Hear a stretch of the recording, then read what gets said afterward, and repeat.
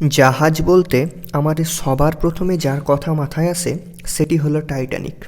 আর আসবেই না কেন, জেমস ক্যামেরুনের বিখ্যাত সেই সিনেমা 97-98 সাল থেকে বিশ্ববাসীর মধ্যে ঝড় তুলে দিয়েছিল। My heart will go on গানটি এখনও আমাদের কাছে অত্যন্ত জনপ্রিয়। সেই আমলের সবথেকে বিলাসবহুল এই জাহাজ আজ আটলান্টিকের বুকে কয়েক টুকরো লোহা রূপে পড়ে রয়েছে।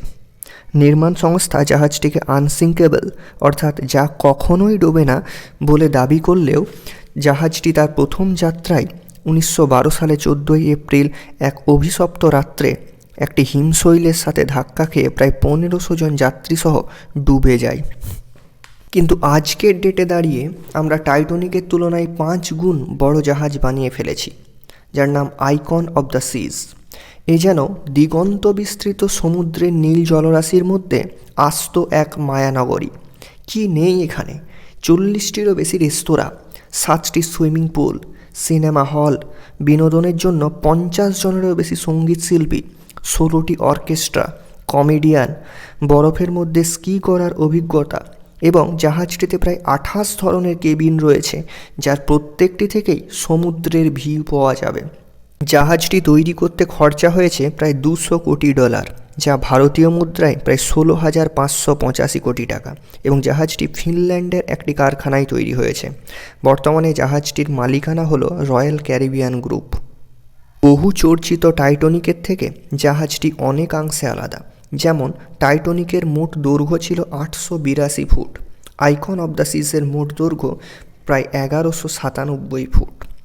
টাইটানিকের বহর ছিল 46,328 জিটি, আইকন অব দ্য সিজের বহর 2,40,800 জিটি, যা টাইটানিকের তুলনায় প্রায় 5 গুণ। টাইটানিকের যাত্রী বহনের ক্ষমতা ছিল 2500 এবং আইকন অব দ্য সিজের যাত্রী বহনের ক্ষমতা প্রায় 7,600। জাহাজটি প্রথম তার যাত্রা শুরু করে 27 জানুয়ারি 2024 আমেরিকা যুক্তরাষ্ট্রের ফ্লোরিডার মিয়ামি বন্দর থেকে পূর্ব ও পশ্চিম ক্যারিবিয়ান দ্বীপপুঞ্জের দিকে। প্রায় 7 দিনের এই সফর। আশা করি এতক্ষণে তোমাদের মাথায় একটা প্রশ্ন চলে এসছে যে এই জাহাজটাতে চড়ার জন্য কত টাকা দিতে হবে। হ্যাঁ, ভারতীয় মুদ্রায় এই জাহাজটিতে চড়ার জন্য পার হেড দিতে হবে প্রায় 1.5 থেকে 12 লক্ষ টাকা। এটির আগে পৃথিবীর সবথেকে বড় জাহাজের নাম ছিল ওয়ান্ডার অব দ্য সিজ। এটিরও মালিকানা ছিল রয়্যাল ক্যারিবিয়ান গ্রুপের হাতেই, যার দৈর্ঘ্য ছিল 1187 ফিট। ভিডিওটিকে যদি ভালো লেগে থাকে তাহলে লাইক, শেয়ার এবং চ্যানেলটিকে সাবস্ক্রাইব করে দাও। ধন্যবাদ।